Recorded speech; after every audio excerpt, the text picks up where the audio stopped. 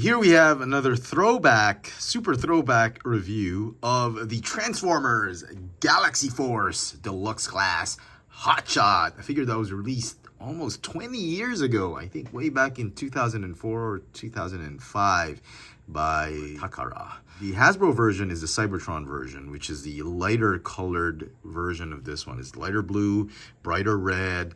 I think the missile was like gray or dark gray, silver.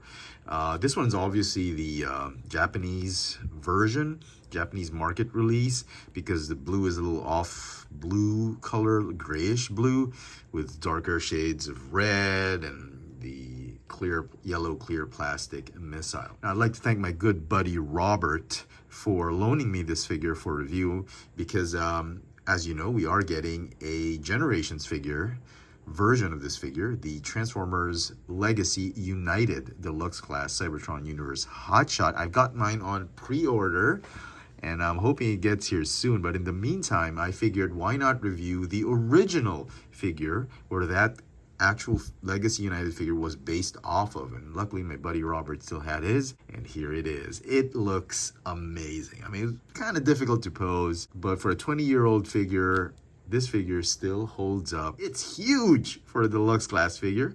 Let's get into the details of this Transformers Galaxy Force Hotshot. Head to toe, the figure stands at about 15 centimeters tall, or about 5 7/8 inches tall. For comparisons, here we have my vintage Revenge of the Fallen toy line deluxe class Bumblebee, and the Studio Series Bumblebee movie concept art deluxe class Sunstreaker. So he's about the size of the old movie figures. Here he is with a couple of Voyager class figures. We've got Studio Series 86 Voyager class Ironhide. He's about the same height as Ironhide, as well as the War for Cybertron trilogy Kingdom Voyager class Blaster. So back in the day, back in 2004, Hasbro really made big figures, and a deluxe class figure was something like a Voyager class figure. And finally, here he is with a couple of other deluxe class sized figures. These are more modern figures. We've got Legacy Beachcomber, as well as the new Legacy United Animated Universe Bumblebee. And I mean, they look like Scout class figures compared to this deluxe class figure. So the figure comes with some accessories. He's got his blaster, his cannon. It's made of clear yellow gold plastic. It's spring-loaded and fires a missile. Without the missile, the blaster kind of looks weird. So he can hold it in either hand. You can probably store it here on the back. Yeah, this is the proper robot mode, but I figure this back skirt or pole drawn kind of feels better if you just put it up there so it doesn't ruin the silhouette of the robot. And then he's got his Cyber Planet key, which you would insert on top of the hood, I guess the top of the car, and it would snap out these Energon wings. And that was pretty cool. Spring-loaded gimmicks. Okay. As far as articulation goes, these severely limited because of the way it's been sculpted. So the neck is on a swivel. There is no torso articulation, no ab crunch or waist swivel because of the way things transform. The shoulders are on hinges that allow it to go in and out because of transformation. You got a swivel right here. Move the arms forward and backward 360. No bicep swivel, but there is a little bit of a hinge at the bicep because of transformation. Elbows are on ball joints. No wrist articulation. The hips are on ball joints, but somehow he can't do the splits because of the way the hips has been sculpted.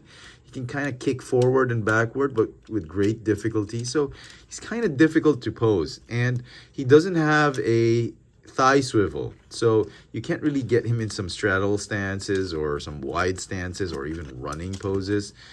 This is the best I could do, and as far as the straddle stance pose or spread out legs pose, this is the best I could do. The knees are on hinges and the feet, toes go up and down because of transformation. Paint quality, really nice, and I do prefer this color scheme over the Hasbro version. Hasbro version was a little bit bright. Not sure how accurate that was to the cartoon. I thought this was a little bit more accurate to the cartoon. I love the clear plastic that they've put here, and they don't feel brittle. I mean, this is a 20-year-old figure. If this were brittle, these would have crumbled or something like that. But back in the day, Hasbro really made quality, high quality products. Look at the stamp. It says Hasbro and Takara, 2004. Now to transform him, rotate the head first so it's completely hidden. Go ahead and raise the shoulders and then tab them in. And go ahead and fold the arms. And then you want to rotate the back piece. Arms are just going to stay right here on the side. The legs are going to collapse. And then combine, join together, collapse, and then join the legs together, and then join them on this back piece just to form the car. The toes are going to fold up, just collapse everything, and then finally the I guess the canopy, the windshield, top part of the roof is going to squeeze in between those arms. So yeah, despite having tons of kibble, the robot mode still works, and he transforms into a very, very solid, very heavy Cybertronian, or not Cybertron, I think he can pass for an Earth mode, sports car. Something, it's like a cross between, a Corvette, Stingray, and a Ferrari. Something like that, or a Lamborghini. I don't know. So the gimmick still works. Pulls out that increases speed, and then you can put the weapon up on top. It would still fire. So yeah, it's a cool toy. It's a shame you can no longer get these things. You can get them, but probably cost like $100 and above. I mean, back in the day, they sold for what, $10? 10, 50, not even $15, I think. I think it was $10. Oh man, those were the days. Wonderful, wonderful looking alt mode. Very, very solid. And he rolls amazingly well with these riveted wheels. They're not mushroom pegs. They're just, you can hear how smooth he rolls. Okay, for some size comparisons, let's get him with a figure that was released near the time it was released, 2004. This one was released 2008, so 4 years apart. And then this one, this was a Universe figure. I think this was released, when was this, like 2000, I think this was 2006, 2005. So around that era, the 2000s. So yeah, he's still a pretty hefty sized deluxe class figure, even in alt mode. And if you want to see more modern figures, here is the Transformers Prime Robots in Disguise Viacon and the Kingdom Morpho Cybertron Trilogy Sideswipe. So yeah, Deluxes have gotten smaller each decade. And just to give you an appreciation of how far Transformers have come, this is the new Transformers Legacy United Deluxe Class Bumblebee. This is a Deluxe Class? This is a Deluxe Class, I kid you not. I mean,